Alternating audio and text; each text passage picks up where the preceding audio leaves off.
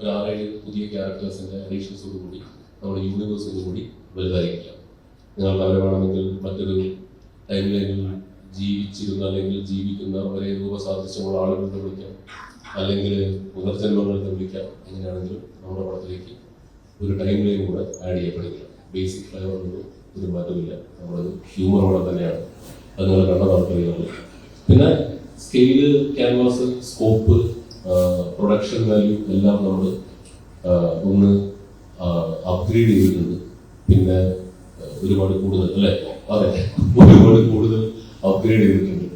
അത് കഥ ആവശ്യപ്പെട്ടതുകൊണ്ടാണ്. കാരണം ഒരു ഭയങ്കര ഇൻട്രസ്റ്റിംഗ് ആയിട്ടുള്ള ഒരു സിനിമയായിരിക്കും ആട്. നമ്മുടെ സിനിമയുടെ സാർഷിക് സ്വഭാവം നിലനിർത്തിക്കൊണ്ട് തന്നെ നമ്മൾ ഫാന്റസി എലമെന്റുകൾ ചേർത്തുകൊണ്ട് ചെറുതായിട്ട് എപ്പിക് ഫാന്റസി എന്ന് വിളിക്കാവുന്ന ഒരു രൂപത്തിലേക്കാണ് തവണ ആട് പ്രസന്റ് ചെയ്യപ്പെടുന്നത്. ആടിന്റെ മൂന്നാം ഭാഗം ഒരു വ്യത്യസ്തമായ ഒരു സിനിമ അനുഭവമായിരിക്കും, ഒരു വ്യത്യസ്തമായൊരു കോമഡി സിനിമയായിരിക്കും. വിജയിച്ചേട്ടാ, അതേപോലെ ഇപ്പം ടൈറ്റിൽ ആട് 3 1 ലാസ്റ്റ് ആയിട്ട് പാർട്ട് 1 ആണ്.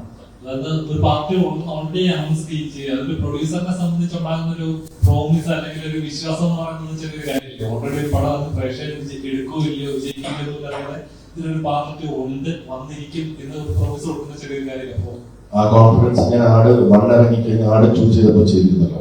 അന്നും ഇതേ ചോദ്യം ചോദിച്ചിരുന്നു. ആട് 1 ഒരു ബോക്സ് ഓഫീസ് പരാജയമായിട്ട് ആട് 2 എങ്ങനെയാണ് നടക്കുന്നതെന്ന് നമ്മളോട് മീഡിയ മാത്രമല്ല തിയേറ്ററുകാർ ചോദിച്ചു, ഇൻഡസ്ട്രി ചോദിച്ചു. അതേ കോൺഫിഡൻസ് തന്നെയാണ് ആട് 3 ഇറങ്ങുമ്പോൾ പാർട്ട് 2 ഈ ഫ്രാഞ്ചൈസി അല്ലെങ്കിൽ ഈ ക്യാരക്ടേഴ്സിനെ മലയാളികൾ, ലോകമെമ്പാടുമുള്ള മലയാളികൾ ഒന്നടങ്കം സ്വീകരിച്ചിട്ടുള്ളത്. അപ്പോൾ അതില് ആ ഫ്ലേവർ നമുക്കറിയാം, ഓഡിയൻസ് എന്താണ് പ്രതീക്ഷിക്കുന്നത്. നേരത്തെ ഇത് പറഞ്ഞ പോലെ ഇതിലെ ആ ക്യാരക്ടേഴ്സിനോടൊപ്പം തന്നെ അവർ തന്നെ പെർഫോം ചെയ്യുന്ന, വേണമെങ്കിൽ പുനർജന്മം എന്ന് വിളിക്കാം, അല്ലെങ്കിൽ അതേ ടൈം ലൈൻസ്, പണ്ടത്തെ ടൈം ലൈൻസിൽ ജീവിച്ചിരുന്ന വേറൊരു ക്യാരക്ടേഴ്സ് വിളിക്കാം. അത് ഓരോരുത്തരുടെ ഇമാജിനേഷൻ പോലെ ഇത് ചേർന്നാണ്. അപ്പൊ ആട് 1 ആട് 2 ഞങ്ങൾ വരുമ്പോൾ ഞങ്ങൾക്ക് മനസ്സിലായ ഒരു കാര്യം, ഈ ക്യാരക്ടേഴ്സിനെ ആളുകൾ ജനങ്ങളോട് സ്വീകരിച്ചു, മനസ്സുകൊണ്ട് സ്വീകരിച്ചു കഴിഞ്ഞപ്പോൾ അവർക്ക് ഇഷ്ടപ്പെടുന്ന രീതിയിൽ ആ ക്യാരക്ടേഴ്സിനെ നമ്മൾ ഒരു കഥയോടൊപ്പം അല്ലെങ്കിൽ ഹ്യൂമർ ഫ്ലേവറോടൊപ്പം കൊണ്ടുവന്നാൽ മലയാളികൾ സ്വീകരിക്കും എന്നുള്ള ഉറപ്പ് ഉള്ളത് കൊണ്ടാണ് ആട് 2 അത് ജനങ്ങൾ 2 രീതിയിൽ സ്വീകരിച്ചു. ആട് 3 വരുമ്പോൾ നേരത്തെ മിഥുൻ പറഞ്ഞതുപോലെ ഇതിന്റെ സ്കെയിൽ വലുതാണ്. ഇതിലൊരു കുറച്ചുകൂടെ ഡെപ്തുള്ള ഒരു സ്റ്റോറി ഉണ്ട്. അപ്പം മറ്റത് ഇപ്പം ആട് 1 മിഥുൻ പറയുന്നതായിരിക്കും കറക്റ്റ്, നീലക്കൂട്. അപ്പം എന്താണ് ഇതിന്റെ വ്യത്യാസം വെച്ചാൽ, ആട് 1 നമ്മളൊരു പെട്ടിയിലടച്ച നീലക്കൊടുവിരിക്കും പിന്നാലെ ഓടും. ആട് 2 നമ്മളൊരു പെട്ടിയിലടച്ച ഒരു കമ്മട്ടത്തിന്റെ പിന്നാലെ ഓടി. ആട് 3 ആ ഓട്ടം പാത്രവും സംഘവും തുറന്നുകൊണ്ടേയിരിക്കുന്നു. 2 ടൈം ലൈനിൽ ചിലപ്പോൾ ഓടിയുന്നത്. ഇത്രയുള്ളൂ വ്യത്യാസം. ബേസിക്കലി ആ പഴയ ടൈം ലൈൻ സൃഷ്ടിച്ചെടുക്കാൻ ഇത്തിരി കഷ്ടപ്പെട്ടു. അത് നിങ്ങൾക്ക് കാണുമ്പോൾ മനസ്സിലാവും.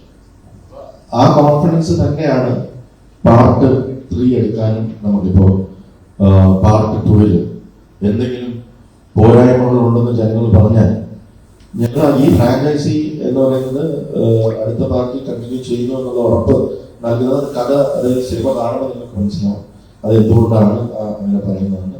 അത് ആദ്യം ഞങ്ങൾ പറയാതിരുന്നത് ഈ ഓൺലൈൻ മീഡിയയിൽ ഒരുപാട് കഥകൾ വരട്ടെ ഓരോന്നായിട്ട് വരട്ടെ എന്നുള്ളത്, നമുക്ക് ട്രെയിലർ ഇറങ്ങി കഴിഞ്ഞിട്ട് അതിലൂടെ അത് ജനങ്ങളിലേക്ക് എത്തിക്കാം. എന്നിട്ട് ഇതിന് അതിന്റെ കൂടെ ഭാഗമായിട്ടാണ് ഈ മീറ്റ് ആൻഡ് ഗ്രീറ്റ് ഞങ്ങൾ വെച്ചത്. അതേപോലെ തന്നെ ഇത് ഇറങ്ങുന്ന റിലീസ് ദിവസം തന്നെ 2 പടങ്ങളാണ്. അത് 2 ഹെവി പടങ്ങൾ തന്നെയാണ്. ടോക്സിക് ഉണ്ട്, ദുരന്തവും ഉണ്ട്. അപ്പം എങ്ങനെയാണ് അതിനെ ഇപ്പോ തിയേറ്റേഴ്സിന്റെ എണ്ണം ഒരു ടെൻഷൻ ഉണ്ടാവുമല്ലോ? അല്ല, ഇതുപോലൊരു സീസൺ മലയാളത്തിൽ വളരെ കുറച്ച് സീസണുകളിലേ ഉള്ളൂ. എല്ലാം ഇതുപോലൊരു സീസണിൽ വേറെ പടങ്ങൾ ഉണ്ടാവില്ല എന്ന് വിചാരിക്കാൻ മാത്രം ഒരിക്കലും അങ്ങനെ കാണാറില്ല. എന്തായാലും പടങ്ങൾ ഉണ്ടാവും. 2 അന്യഭാഷാ ചിത്രങ്ങൾ വരുന്നു. അതിലൊരെണ്ണം ഫസ്റ്റ് പാർട്ട് ഹിറ്റായ സിനിമ തന്നെയാണ്. വേറൊരെണ്ണം അതേപോലെ ഓൾ ഇന്ത്യ ലെവലിൽ ഇറങ്ങുന്ന ഒരു മാസ് സിനിമയാണ്. പക്ഷെ ആട് എന്ന് പറയുന്നത് മലയാളികളുടെ സ്വന്തം ഫ്രാഞ്ചൈസ്. മലയാളികൾ കഴിഞ്ഞ 8 വർഷത്തിൽ ഞാൻ ഏറ്റവും കൂടുതൽ കേട്ടിട്ടുള്ള ചോദ്യം ആട് 3 എന്ന് വരും എന്നുള്ളതാണ്. അതിനുള്ള ഉത്തരവുമായി ഞങ്ങൾ വരികയാണ്. നിങ്ങൾ ചോദിച്ച ചോദ്യത്തിനുള്ള ഉത്തരവാണ്. അപ്പൊ അത് നിങ്ങളുടെ ഉത്തരവാദിത്തമാണ്. മലയാള സിനിമയെ സ്നേഹിക്കുന്ന അല്ലെങ്കിൽ ആടിനെ സ്നേഹിക്കുന്ന അതിന്റെ കൂടെ വേറെ പടം ഉണ്ടായിരുന്നല്ലോ. ഇനി കാര്യമായിരുന്നു ഒറ്റക്കര, നിങ്ങളെന്താ ഒറ്റക്കിറക്കാൻ എന്നൊന്നും ചോദിക്കരുത്. പിന്നെ ഇത് ഒരു ക്ലീൻ വ്യൂ ചിത്രമാണ്, ഫാമിലി എന്റർടൈൻമെന്റ്. അപ്പോ ഒരു സമ്മർ കാലത്ത് ഹോളിഡേ തുടങ്ങുന്ന സമയത്ത് ഇതുപോലുള്ള ഒരുപാട് ഹോളിഡേസ് ഉള്ള അല്ലെങ്കിൽ എക്സാമുകളൊക്കെ കുറെ കഴിഞ്ഞു, പിന്നെ കുറച്ച് 2-3 ദിവസം കഴിയുമ്പോൾ വീണ്ടും എല്ലാ എക്സാമുകളും കഴിഞ്ഞു, കുട്ടികൾ ഫ്രീ ആണ്. അപ്പൊ ഫാമിലിയോടൊപ്പം ഒരുമിച്ച് വന്നിരിക്കാവുന്ന, അതായത് 18+ അല്ല, 10 വയസ്സോ 5 വയസ്സോ 2 വയസ്സോ ഉള്ള കുട്ടികൾക്ക് പോലും അമ്മയ്ക്കും അച്ഛനോടൊപ്പം വന്നിരുന്ന് എൻജോയ് ചെയ്യാവുന്ന ഒരു കംപ്ലീറ്റ് ഫാമിലി എന്റർടൈൻമെന്റ്. അതാണ് നമ്മുടെ ഓഡിയൻസ്. ഇതൊരു ക്ലീൻ വ്യൂ ചിത്രമായിരിക്കും. 24 പടത്തിന്റെ സെൻസറിങ് പോയാൽ എനിക്ക് ഓൾറെഡി അറിയാം. അതുകൊണ്ട് ഇനി എന്തെങ്കിലും അങ്ങനെ ഒരു കട്ട് സെൻസർ പറഞ്ഞാൽ തന്നെ ഞങ്ങൾ ചെയ്യാൻ തയ്യാറാണ്. കാരണം ഇത് എല്ലാ കുടുംബത്തോടും ഒരുമിച്ച് വന്ന് കാണുന്ന സിനിമയായതുകൊണ്ട് ആ ഓഡിയൻസ് ആടിലേക്ക് വരും എന്ന്, തുടക്കത്തിൽ തന്നെ ആടിലേക്ക് വരും എന്ന് ഞങ്ങൾ പ്രതീക്ഷിക്കും. എനിക്ക് തോന്നുന്നു ഏറ്റവും കൂടുതൽ പ്രശ്നം ദൃശ്യം കഴിഞ്ഞ് കഴിഞ്ഞാൽ ഏറ്റവും കൂടുതൽ എക്സ്പെക്ട് ചെയ്യുന്ന ആടെന്നുള്ള സിനിമയാണ്. കാരണം അത്രയും പാർട്ടുകളായിട്ട് ഇറങ്ങുന്നത് വേറൊരു സിനിമ കൊണ്ടൊന്നും ഉണ്ടാവില്ല മലയാളത്തിൽ. ഫ്രൈഡേ പ്രിൻസസിന് ഓൺ ചെയ്യാൻ പറ്റുന്ന ഒരു കൊണ്ടുപോലെ തന്നെയായിരിക്കും അല്ലേ? ദൃശ്യം കഴിഞ്ഞാൽ ആടിറ്റുപോയെന്നുള്ളതുകൊണ്ടാണ് ദൃശ്യത്തിന് 2 ആഴ്ച മുമ്പേ ഞങ്ങൾ ഇറങ്ങുന്നത്.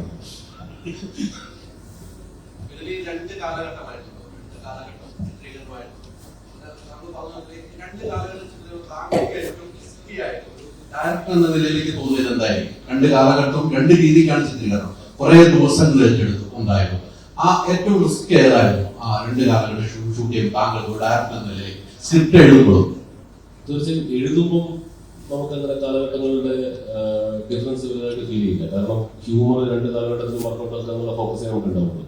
പക്ഷെ ഇത് എക്സിക്യൂഷനിലേക്ക് കടക്കുമ്പോഴാണ് നമ്മൾ ചലഞ്ചസ് നേരിടുന്നത്. കാരണം ഒരു 10-25 കുതിരകളൊക്കെ സിംഗിൾ ഫ്രെയിമിൽ വരിക എന്ന് പറഞ്ഞാൽ, ഞാനങ്ങനെ കുതിരകളിൽ നിന്നും ഒരുപാട് വെച്ച് ഷൂട്ട് ചെയ്തിട്ടില്ല എന്ന് തന്നെ പറയാം. അപ്പോൾ പെട്ടെന്ന് നമ്മളൊരു വലിയ ഒരു എപ്പിക് സെറ്റപ്പിലേക്ക് ചെല്ലുമ്പോൾ അത് റിയലി ചലഞ്ചിങ് ആണ്. കാരണം 5-6 ഷോട്ടുകളൊക്കെ മാത്രം എടുക്കാൻ പറ്റുന്ന ദിവസം ആക്ടേഴ്സ് ഹോഴ്സ് റൈഡിങ് പഠിക്കണം. അങ്ങനെ ഒരു കൂട്ടം ആക്ടേഴ്സ് ലോകത്തെ കൂടി അവരൊക്കെ ഹോഴ്സ് റൈഡിങ് പഠിച്ച് അത് ഇവരുമായിട്ട് കുതിരകൾ സെറ്റ് ആവണം. അതിനിടയിൽ മഴ പെയ്യുന്നു. അങ്ങനെ ഒരു ഇപ്പൊ ഞങ്ങളൊരു 130ഓളം ദിവസം ഷൂട്ട് ചെയ്തത് ഏകദേശം 10 മാസത്തോളം എടുത്താണ്. മഴ ഒരു വലിയ ചലഞ്ചായിരുന്നു. സെറ്റുകൾ കുറെ നശിച്ചുപോയി. പക്ഷെ അതെല്ലാം മറികടന്നുകൊണ്ട് നമ്മളിപ്പോൾ റിലീസിന് തയ്യാറെടുത്തിരിക്കണം. ഓഫ് കോഴ്സ് ഭൂതകാലം ഷൂട്ട് ചെയ്തപ്പോൾ ഫാസ്റ്റ് ടൈമിലും ഷൂട്ട് ചെയ്തപ്പോൾ ഭയങ്കര ബുദ്ധിമുട്ടുകളുണ്ടായിരുന്നു, ചലഞ്ചിങ് ആയിരുന്നു. അറ്റ് ദ സെയിം ടൈം ഭയങ്കര കമ്പലിംഗ് സിനാരിയോ ആയിരുന്നു. കാരണം നമ്മളിതുവരെ ചെയ്തിട്ടില്ലാത്ത ഒരു ഏരിയ എക്സ്പ്ലോർ ചെയ്തപ്പോൾ എല്ലാവർക്കും അതൊരു കൗതുകമായിരുന്നു. ആ കൗതുകമാണ് നമ്മൾ ട്രെയിലറിൽ കാണുന്ന ആ പാസ്റ്റ് ടൈമിൽ വരുമ്പോൾ ആ വിഷ്വൽസിന്റെ പ്രൊഡക്ഷൻ വാല്യൂ, ക്വാളിറ്റി എന്നൊക്കെ പറയുന്നത്. എല്ലാവരും നമ്മുടെ DOP ആണെങ്കിലും നമ്മുടെ പ്രൊഡക്ഷൻ ഡിസൈനർ ആണെങ്കിലും കോസ്റ്റ്യൂം ആണെങ്കിലും എല്ലാവരും അതിനുവേണ്ടി ആത്മാർത്ഥമായി പ്രൊഡക്ഷൻ ടീമിന്റെ കൂടെ ജോലി ചെയ്തിട്ടുണ്ട്. അതുകൊണ്ട് തന്നെ അത് ഷൂട്ടിംഗ് ഇത്തിരി ബുദ്ധിമുട്ടായിരുന്നു. ബട്ട് സ്റ്റിൽ അപ്പം അത് എന്റർടൈൻമെന്റ് ആക്കാനായിരുന്നു ഞങ്ങൾ ഈ കഷ്ടപ്പാടുകൾക്കിടയിൽ ശ്രമിച്ചുകൊണ്ടിരുന്നത്. പിന്നെ 150 രൂപ കൊടുത്ത് സിനിമ കാണുന്ന പ്രേക്ഷകരെ സംബന്ധിച്ചിടത്തോളം എല്ലാ സിനിമയിലും ഒരേ കഷ്ടപ്പാട് തന്നെയാണ്. ബട്ട് ചലഞ്ചിങ് ഓഫ് കോഴ്സ് ഇതായി ഭൂതകാലം ഷൂട്ടില്ല. ഈ 2 കാലഘട്ടത്തിൽ പറഞ്ഞത് നമുക്ക് ചിരിക്കണം, പക്ഷെ ചിരിപ്പിക്കാനാണ് 2 കാലഘട്ടവും ഉപയോഗിക്കുന്നത്.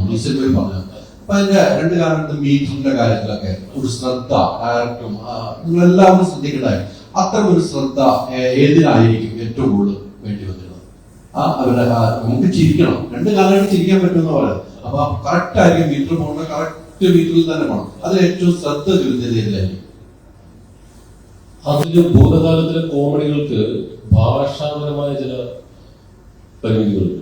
നമ്മൾ ഇവിടെ അടിക്കുന്ന പോലത്തെ നമ്മുടെ മോഡേൺ സ്ലാങ് ഉപയോഗിച്ചിട്ട് നമുക്ക് അവിടെ എളുപ്പത്തിൽ ഒരു സാധനം പറഞ്ഞ് ചലിപ്പിച്ച് രക്ഷപ്പെടാൻ പറ്റില്ല.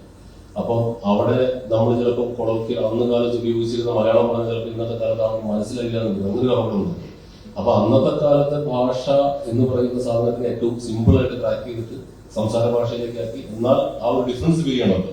ആ ഡിഫറൻസ് ഫീൽ ചെയ്ത് ഹ്യൂമർ ക്രിയേറ്റ് ചെയ്യാൻ വേണ്ടി എല്ലാവരും കഷ്ടപ്പെട്ടിരുന്നു. കാരണം പറയുന്ന ഹ്യൂമർക്ക് റിജക്റ്റ് ആയിക്കൊണ്ടിരിക്കും. കാരണം ആ കാലത്ത് നമുക്ക് പറയാൻ പറ്റില്ല. അപ്പം അതിന്റെ ഭാഷ എല്ലാം അല്പം പഴയ കാലത്തേക്ക് വെച്ച് അത് സംസാര ഭാഷയാക്കി മാറ്റി. അങ്ങനെ ഇപ്പം ഇദ്ദേഹം ചെയ്യുന്ന കഥാപാത്രത്തിന്റെ പേര് എഞ്ചിനീയർ വറീദ് മാപ്പിള എന്നാണ്. വറീദ് മാപ്പിളയ്ക്ക് ഒരു കാരണവശാലും സർബത്ത് ഷെയ്ഖ് പറയുന്ന പോലെ ആ ഭാഷാ പ്രയോഗം തന്നെ പറ്റില്ല. അപ്പം അത് ഇദ്ദേഹം ആസ് ആൻ ആർട്ടിസ്റ്റ് ഇദ്ദേഹം പറയുന്ന ഈ ഹ്യൂമറുകൾ നമ്മൾ പലതവണ പറഞ്ഞു നോക്കി, അത് നമ്മൾ നാട്ടുകാർക്ക് മനസ്സിലാവുകയും വേണം. അപ്പൊ അങ്ങനെ ഒരു ചിത്രീകരണ സമയത്ത് അങ്ങനെ ഭാഷാപരമായ ചില എന്താ പറയുക ഇൻട്രസ്റ്റിംഗ് ആയിട്ടുള്ള ട്രീറ്റ്മെന്റുകൾ നമ്മൾ കഷ്ടപ്പെട്ട് പിടിച്ചിട്ടുണ്ട്. അതാ ഭാഷകളുടെ വ്യത്യാസമാണ്. ഈ വിജയബാബു കഴിഞ്ഞ ദിവസം എന്റെ ഇന്റർവ്യൂ പറഞ്ഞു, ജയസൂര്യ ഒരു ബുക്കുമായിട്ടാണ് വരുന്നത്, കുറെ കാര്യങ്ങൾ എഴുതിയാണ്, പക്ഷെ ഒരു കാരണവശാലും ഇതിനൊരു സമ്മതിക്കില്ല. അങ്ങനെയാണ് നിങ്ങൾ നമ്മളോട് എന്തെങ്കിലും സംസാരിക്കുന്നത്, പിന്നെ എന്തെങ്കിലും ആട്ടെ എന്ന രീതിയിലേക്ക് സംസാരത്തിൽ വരും. അതെങ്ങനെയായിരുന്നു ആ എക്സ്പീരിയൻസ്? എങ്ങനെയായിരുന്നു? ജയേട്ടൻ ഭയങ്കരമായിട്ട് ഹ്യൂമർ സിനിമ ചെയ്യാൻ എനിക്ക് ഇഷ്ടമുള്ളതാണ്. അപ്പം ജയേട്ടൻ ഒരുപാട് കാലം പല പ്ലാറ്റ്ഫോമുകളിൽ ഹ്യൂമർ ചെയ്തിട്ടുള്ളത് കൊണ്ട് ഒരു ഹ്യൂമർ സിറ്റുവേഷനെ ഇപ്പം നമ്മൾ ഹ്യൂമർ സിറ്റുവേഷൻ 10 രീതിയിലൊക്കെ വേണമെങ്കിൽ നമുക്ക് ക്രാക്ക് ചെയ്യാം. അങ്ങനെ ഒരു 6-7 രീതി ക്രാക്ക് ചെയ്യാൻ ശ്രമിക്കുന്ന ഒരാളാണ് ജയേട്ടൻ. അപ്പം സ്വാഭാവികമായും അദ്ദേഹത്തിന്റെ ക്യാരക്ടർ വെച്ച് ഒരുപാട് ഹോംവർക്കുകളൊക്കെ ആയിട്ടാണ് വരിക. എന്നിട്ട് അത് അവിടെ വന്ന് നമ്മളിങ്ങനെ റിഹേഴ്സ് ചെയ്ത് അതിനകത്ത് ഏറ്റവും നല്ലതെന്ന് തോന്നുന്നതാണ് നമ്മൾ എടുക്കുക. അപ്പോൾ അത് ജയേട്ടൻ ആട് 1 മുതൽ നമ്മൾ പിന്തുടരുന്ന ഒരു രീതിയാണ്. ഈ ഹ്യൂമർ സിനിമ ഇപ്പോൾ ജയേട്ടൻ വരികയാണെങ്കിൽ ചേട്ടൻ നല്ല പ്രിപ്പയർഡ് ആയിട്ട് ചേട്ടൻ ഒരുപാട് കൗണ്ടേഴ്സ് ഉണ്ട്. അതിനകത്ത് ചിലപ്പോൾ നല്ല സാധനങ്ങൾ തിയേറ്ററിൽ രസകരമായിട്ട് വർക്കൗട്ട് ആവുന്ന സാധനങ്ങൾ നമ്മൾ ഫിൽട്ടർ ചെയ്തിട്ടുണ്ട്. അപ്പോൾ ചേട്ടനോട് വർക്ക് ചെയ്യാനുള്ള അങ്ങനത്തെ ഒരു മൂഡിലാണ് പോകുന്നത്.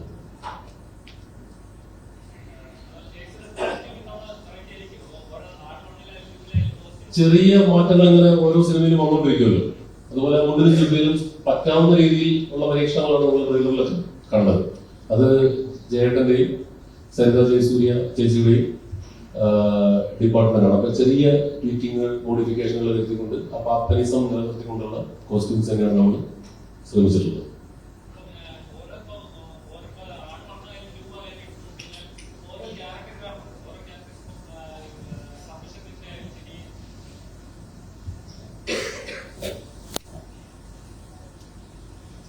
ഇപ്പം ഇവർ ഗ്യാങ്ങിലുള്ളവരുടെ കഥാപാത്രങ്ങളായിരിക്കും ഓരോരുത്തർക്കും ഓരോ ഗ്രാഫ് ഉണ്ട്. അപ്പം ചിലർക്ക് ഓവറായിട്ട് എക്സ്പ്ലോർ ചെയ്യാൻ പറ്റില്ല, ചിലർക്ക് നല്ലോണം എക്സ്പ്ലോർ ചെയ്യാൻ പറ്റുമായിരിക്കും. അപ്പം ഇപ്പോൾ ആട് 1-ലുള്ളവരുടെ കഥാപാത്രങ്ങൾ ആട് 2-ലേക്ക് നമുക്ക് ഇച്ചിരി ഗ്രാഫ് കൂടി.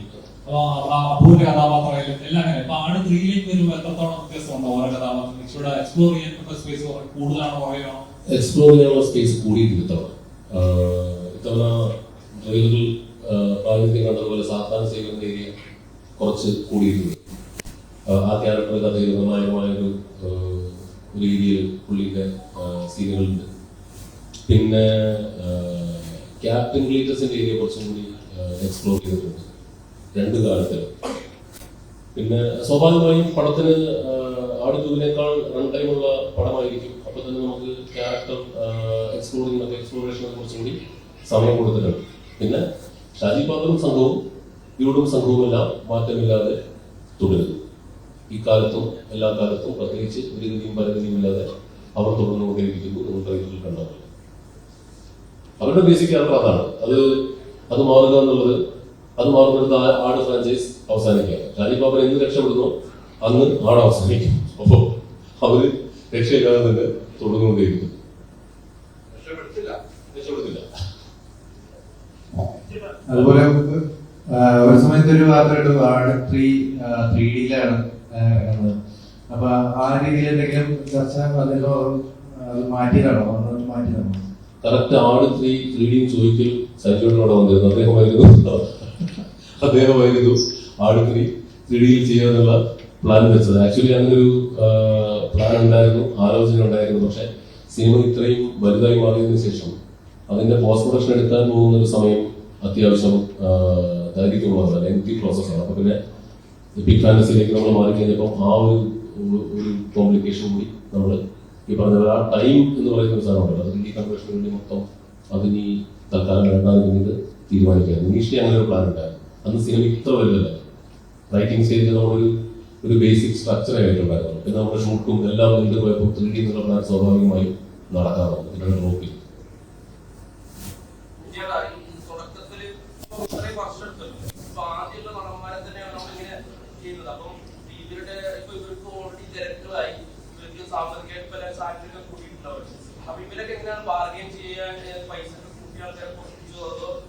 ഞങ്ങളൊരു കുടുംബമാണ്. ഞങ്ങൾ ആടെന്ന് പറയുന്ന കുടുംബമാണ്. അത് തിരക്കുകളൊക്കെ ആടിന് വേണ്ടി മാറ്റിവെച്ച് വരും എന്ന് വിശ്വസിച്ച് തന്നെയാണ് ഈ പ്രോജക്റ്റിലേക്ക് ഇറങ്ങുന്നത്. അങ്ങനെ തന്നെ ഓരോ ആക്ടറും ഇതിനകത്ത് സഹകരിച്ചിട്ടുണ്ട്. ഇത് അവരുടെയും കൂടെ അവർക്കും കൂടെ ഇഷ്ടപ്പെട്ട ക്യാരക്ടറാണ്, അവർക്കും കൂടെ വേണ്ട ക്യാരക്ടറാണെന്നുള്ളത് പിന്നെ വളരെ മുമ്പ് തന്നെ പ്ലാൻ 2024 ഫെബ്രുവരിയിൽ നമ്മൾ അനൗൺസ് ചെയ്ത് അന്ന് തൊട്ട് തുടങ്ങിയ പ്ലാനിങ്ങാണ്. ഏകദേശം 8 മാസം മുമ്പ് തന്നെ നമ്മൾ എല്ലാവരോടും പറഞ്ഞിരുന്നു.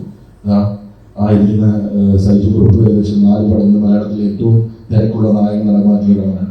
അദ്ദേഹത്തിന്റെ 4 പടം മാറ്റി വെച്ചിട്ടാണ് അരപ്പടത്തിന്റെ പൈസയെ വാങ്ങിച്ചിട്ട് ഈ പടത്തിന് വന്നിരിക്കുന്നത്. മെന്റൽ ബോണ്ടാണ്. ഞങ്ങളെല്ലാവരും തമ്മിലൊരു മെന്റൽ ബോണ്ടിലാണ് ഇത് വർക്ക് ചെയ്യുന്നത്. അങ്ങനെ ഞങ്ങൾ പണ്ടത്തെ മലയാള സിനിമയാണ് ഫോളോ ചെയ്തത്. വാക്ക് കൊടുത്തു, വാക്കിന് പിന്നെ മാറ്റമില്ല. പേപ്പറുകളൊക്കെ എന്താണ്, പേപ്പറുകളൊന്നും നമ്മള് ഈ കുടുംബത്തിലെ ഒരു അംഗമായിട്ട് പേപ്പർ വെച്ചിട്ട് അതിന്റെ പേരിൽ ഒരു ചർച്ച അല്ലെങ്കിൽ അസോസിയേഷൻ പോവുക അങ്ങനെയൊന്നും വിചാരിക്കുന്ന രീതിയല്ല. ഈ കുടുംബത്തിലെ ഓരോ അംഗങ്ങളും, ആർട്ട് ഫ്രാഞ്ചൈസിലെ ഓരോ അംഗങ്ങളും ഇതിന്റെ ഭാഗമാണ്. നമ്മൾ ആസ് എ പ്രൊഡക്ഷൻ ഹൗസ് ഈ സിനിമയെ സ്നേഹിക്കുന്ന പോലെ തന്നെ അവരും ആ ക്യാരക്ടേഴ്സിനെ സ്നേഹിക്കുന്നു. എനിക്കറിയാം ഈ സിനിമയിലെ ഓരോ കഥാപാത്രങ്ങൾ ഞങ്ങൾ തന്നെ പല സിനിമകളുടെ ഭാഗമായിട്ട് ഈ സൈജു ഞാനുമായിട്ട് പോയിട്ടുണ്ട്. ഞങ്ങളെ എന്നെ ഷമീർ സാറായിരുന്നു സൈജുവിനെ അബു എന്നാണ് വിളിക്കുന്നത്. ഞങ്ങൾ ചിലപ്പോൾ അറിയാതെ തിരിഞ്ഞു പോകാതെ പോകും. അപ്പൊ ജീവിക്കും ജാടയാണോ, അപ്പോഴാണ് പോകും നമ്മളെയാണല്ലോ വിളിച്ചത് പോലും തിരിഞ്ഞു നോക്കുന്നത്. അത്രമാത്രം എന്നോട് ഇന്ദ്രൻസിയുടെ പറഞ്ഞിട്ടുണ്ട്. എത്രയോ സിനിമകൾ അഭിനയിച്ചിട്ടുണ്ട്. ഇപ്പൊ പോകുമ്പോൾ പലയിടത്തും പോകുമ്പോൾ ശശികലാകാരനാണ് അഭിനയിക്കുന്നത്. അപ്പൊ അതാണ് അതിന്റെ, അപ്പൊ അത്രയും മാത്രം അവരെ സ്നേഹിക്കുന്നുണ്ട്. അതുകൊണ്ട് ഈ സിനിമയായിട്ട് വളരെ വളരെ നല്ല രീതിയിൽ എല്ലാ ആക്ടേഴ്സും എനിക്ക് ജയസൂര്യ തൊട്ടിട്ട് ഒരു സിനിമ ജയസൂര്യ സിനിമയുടെ സമയത്ത് ചെയ്തിട്ടുള്ള 6 മാസം എന്ന് പറയുന്നത് 10 മാസത്തോളം ഷൂട്ട് ചെയ്തു. 10 മാസത്തോളം. അതിനുശേഷം ലുക്ക് ചേഞ്ച് ഉണ്ടായിരുന്നു. അതിൻ്റെ ഇടയിൽ നേരത്തെ പറഞ്ഞ പോലെ ഹോഴ്സ് റൈഡിങ് പഠിക്കാനായിട്ട് കുറേ സമയം അവരെടുത്തു. അതിൻ്റെ പഴയ കാലത്തെ മേക്കപ്പിനും കോസ്റ്റ്യൂമിനും തന്നെ ഓരോ ദിവസവും 1-2 മണിക്കൂറൊക്കെ ഓരോ ക്യാരക്ടേഴ്സ് എടുക്കാറുണ്ട്. അപ്പൊ അതിനൊക്കെ ഒരുപാട് സമയം. പിന്നെ ഈ ഇവരിട്ടിരിക്കുന്ന കോസ്റ്റ്യൂമൊന്നും അത്ര ഹെവി ലൈറ്റ് വെയിറ്റ് ഉള്ള സാധനമൊന്നുമല്ല. ഞാനിടയ്ക്ക് ചോദിച്ചു, ഈ രാജാക്കന്മാരൊക്കെ പണ്ട് ഇങ്ങനെയായിരുന്നു, രാവിലെ എണ്ണീട്ട് ഇതൊക്കെ ഇട്ട് ഇങ്ങനെയാണോ ഇറങ്ങി നടക്കാറ്? ഈ സാധനം വെച്ചിട്ടാണ് ഇവരൊക്കെ യുദ്ധത്തിന് പോകുന്നത്. ആ തലയിൽ ഇരിക്കുന്ന ഹെൽമെറ്റിന് ഏകദേശം 3 കിലോയോളം ഭാരമുണ്ടാകും. അപ്പൊ അത് സ്റ്റെഫി എന്ന് പറയുന്ന നമ്മുടെ കോസ്റ്റ്യൂം ഡിസൈനർ 6 മാസമോ 5 മാസമോ കൊണ്ടാണ് ഇതിന്റെ പ്രൊക്യൂർമെന്റിന് മാത്രം നടത്തിയത്. സ്റ്റെഫി പല ഇന്റർവ്യൂവിൽ പറഞ്ഞിട്ടുണ്ട്. രാജസ്ഥാനിലും ഡൽഹി, നോർത്ത് ഇന്ത്യയിൽ മൊത്തം, അതുപോലെ ഹൈദരാബാദ്, അങ്ങനെയുള്ള പല സിനിമകളിൽ നിന്ന് കൂടാതെ ഇന്ത്യയിലെ വലിയ പീരിയോഡിക് സിനിമ ചെയ്തിട്ടുള്ള മറ്റുള്ള കോസ്റ്റ്യൂം ഡിസൈനേഴ്സുമായിട്ടും കൂടെ കൺസൾട്ടന്റ് ആയിട്ട് വെച്ചിട്ടാണ് നമ്മൾ അത് അവരുടെയും കൂടെ ഒക്കെ ഫോളോ ചെയ്തിട്ടുണ്ട്. അപ്പൊ അത്രയും കഷ്ടപ്പെട്ടാണ് സിനിമ. 10 മാസത്തോളം ഷൂട്ട് നടന്നു എന്ന് പറയുമ്പോൾ തന്നെ എന്തുമാത്രം ആ ആക്ടേഴ്സ് ഈ സിനിമയെ സ്നേഹിക്കുന്നുണ്ടെന്ന് അറിയാം. സോ ബോണ്ടും കാര്യങ്ങളൊന്നുമില്ല, വാക്കാണ്. ഇതില്ലാതെ എന്ത് സിനിമ, അതൊക്കെ അവർക്കും അറിയാം. നേരത്തെ ഇതിന്റെ കഥ അല്ലേ ഉണ്ടാവുന്നു, ഇതിന്റെ പാർട്ട് 2 ഉണ്ടാവുന്നൊക്കെ അറിയാം. പിന്നെ ഈ പാപ്പനൊക്കെ രക്ഷപ്പെടത്തില്ലെന്നൊക്കെ ഇതും ചുമ്മാ ഒരു നമ്പർ അടിച്ചതാ. പ്രാവശ്യം രക്ഷപ്പെടാനുള്ള സാധ്യത ഞാൻ കാണുന്നുണ്ട്.